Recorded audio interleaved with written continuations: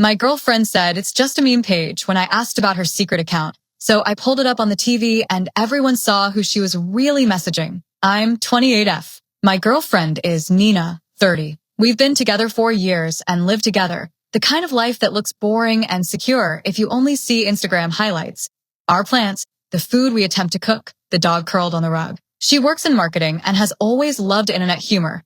She makes joke edits, saves ridiculous screenshots, and laughs at memes that make no sense unless you've been on a certain corner of the internet. A few months back, she told me she'd started a meme account as a fun side project. She said it was anonymous, a place to post dumb stuff and steal other people's stupid jokes. She got defensive the first time I pressed about why the handle was private and why she wouldn't show me a single post. It's for the algorithm, she said, grinning like she was explaining a secret recipe, then told me not to be boring. I shrugged and let it be. Everyone deserves to have something that's only theirs. After a while, the private account was more secret than fun. She'd vanish into a corner of the couch, phone face down, and shield the screen if I came near. She started laughing out loud at the phone and sliding it away when I walked in. Little things became needles.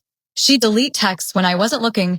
She'd duck into the bathroom to answer messages and shut the door. Every time I asked, she called me paranoid and said I was making a small thing huge. The phrase was familiar. It's a neat, easy way to stop a conversation. I tried not to let it get under my skin, but it did. I don't like snooping. I've said that before and meant it, but there are different kinds of evidence. One Saturday night we had friends over, an easy thing, pizza, and a movie. Nina asked to set the playlist and then disappeared to the living room to cue videos from her phone. I walked in because I wanted to grab more plates and saw, casually in the corner of the TV, her Instagram handle on the casting screen. It wasn't the main account we followed together.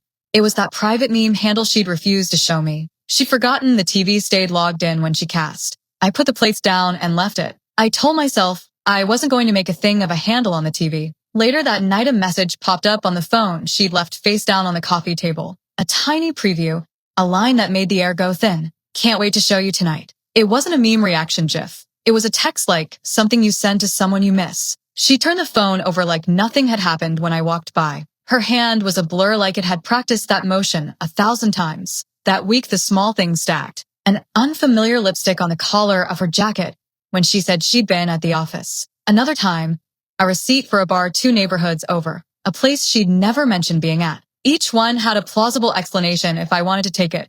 Client night, a coworker, a joke. But the "you're imagining things" line kept being used to shut me down. It was the same cheap defense over and over. I started carrying the memory of the handle and the message around like a stone in my pocket.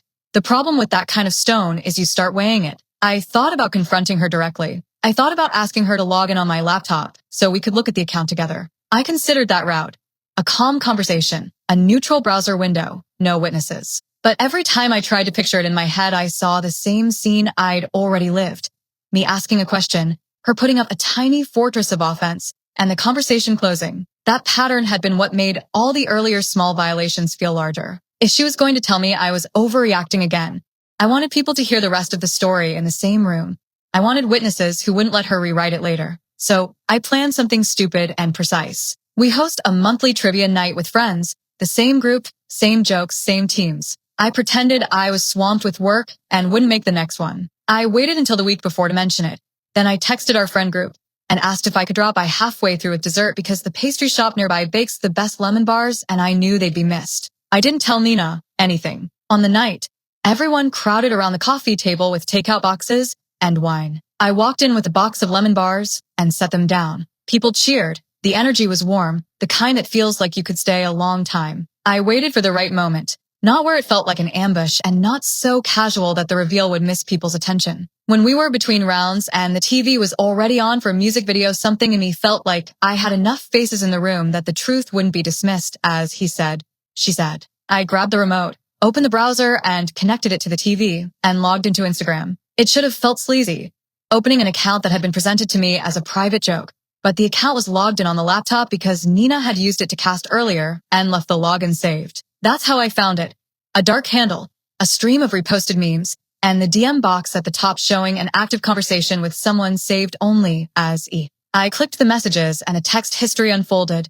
Flirty, early morning missed you messages, screenshots of things they had seen, inside jokes not related to any of the memes posted. It was the kind of chat you don't write to a stranger. I didn't say anything at first. I just pressed play on the message thread and leaned back. People noticed the slight shift in the room and looked up. I didn't make a speech. The simplest move felt heaviest. I said, "Guys, can you look at this for a second?" And then I projected the login on the TV. The DMs were there, right at the top of the account, unrehearsed and active. Someone in the group went quiet. Someone murmured, "Oh." Nina walked into the living room like she'd left the kitchen 5 minutes before and was surprised to find faces turned toward the screen. Her eyes went to the TV and then to me. The publicness of it made her face rearrange into panic. For a second, she tried to laugh the way people do when they want a truth to look like a joke. That didn't work because I didn't make the punchline. She fumbled for a line about privacy and said she'd meant for the account to be anonymous and tiny, that it was just dumb internet stuff. Then one of my friends, a blunt person who doesn't like nonsense, read a line aloud. "You make me forget the noise." It landed in the room the same way a dropped plate does. Nina's shoulders went rigid. She pivoted into a practice move. She told anyone who would listen that I'd logged into her account, that I'd snooped, that this was a privacy violation. She said it loud enough for my closest friends to hear, and said it in the same tone she used when trying to close a conversation at home. "Careful, wounded, and urgent. That you're making this public card is a good one in a room full of people who have seen private fights get messy on both sides." For a second, I felt the old urge to apologize just to stop the noise. But that's not how public evidence works. The messages were on the screen, not something I'd read off a note in my pocket. They were literal, timestamps, little gifs, a photo of 2 coffee cups with the caption, "Next time I'll get the second one." Someone asked who he was, and the thread itself answered.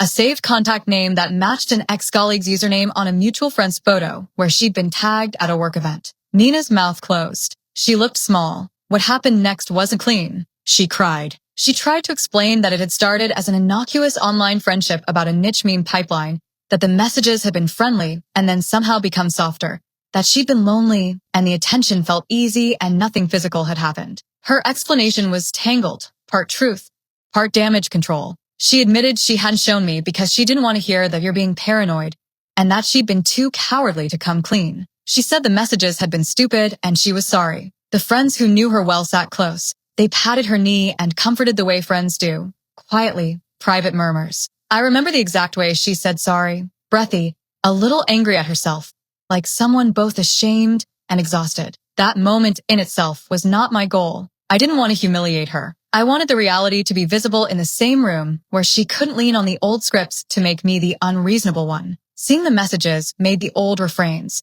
"You're imagining things. Stop snooping," sound hollow in a way that felt big and necessary. Update. The next morning. That morning everything was raw and small. Nina left a note on the kitchen counter saying she needed time and space. She texted a handful of friends, apologizing and asking for privacy. I woke up to 3 people I trusted asking if I was okay, and one other friend who asked what I planned to do next. I didn't have an answer besides the obvious. We needed to talk in therapy and with honesty. I called a counselor and made an appointment for the week after. Nina answered once and said she was sorry, and that she knew I felt betrayed. Her voice sounded smaller on the phone than it had in the living room. Her friends were protective and messy, predictable in the most human way. Some called me to ask for context. A couple of them said they were shocked. One friend messaged me that Nina had been dealing with loneliness and that maybe I should give her time. The small chorus of private replies felt like pressure from all directions. I wanted to shrink the entire thing to a quiet conversation, but the messages had pushed the private into public, and that had consequences. When we sat in the counselor's office, it felt like a taut thing held between strangers. We were asked to speak without interrupting. I said I'd watched her slide into secrecy, and I'd been told repeatedly that I was paranoid when I asked. She admitted that she'd hidden the account because she didn't want to be lectured again, and because the online attention felt good after a hard year at work. She cried and said she'd never meant to hurt me. The therapist asked about the line between anonymous content and private conversations, and about why the messages had moved from joke to personal. Nina said she'd let something small tilt into something more, and then been too ashamed to correct it. Update. 14 days later. 2 weeks after the reveal, the air in the apartment felt like it had gone through a weather change. Some nights were heavy with silence. Others were ordinary to the point of almost suspicious ease. We went to therapy twice a week for a month. Nina removed the meme account, blocked the person who'd been messaging her, and sat through the uncomfortable work of explaining to mutual friends that she'd lied because she was afraid of the familiar dismissal. She did the practical things. She gave me full access to every password she had, changed settings so nothing could be hidden, and answered questions about messages I'd found. Those acts were a kind of currency I could accept. There were small, real shifts. She sat on the couch with me and scrolled through my messages when I asked. She told me when she had two people texting at once. She would let me know when she'd be home. The things are boring, like showing up for a dentist appointment or making coffee when the other person is asleep. But boring turns into the scaffolding of whether a partnership keeps going. Friends reacted in different ways. Some people stepped back. Others offered a cautious, "We're here when you both want to talk."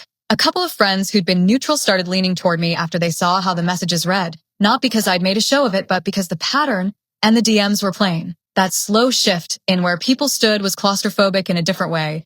People you think of as your crowd subtly reshuffled. We had a terrible argument at week 4 where I found an old draft in her email that was half a message to the same person. She'd never sent it, but it showed she'd been thinking about writing. She sobbed as we read the text together. It was a horrible inward spiral. In the end, we agreed on some rules that felt strict but fair.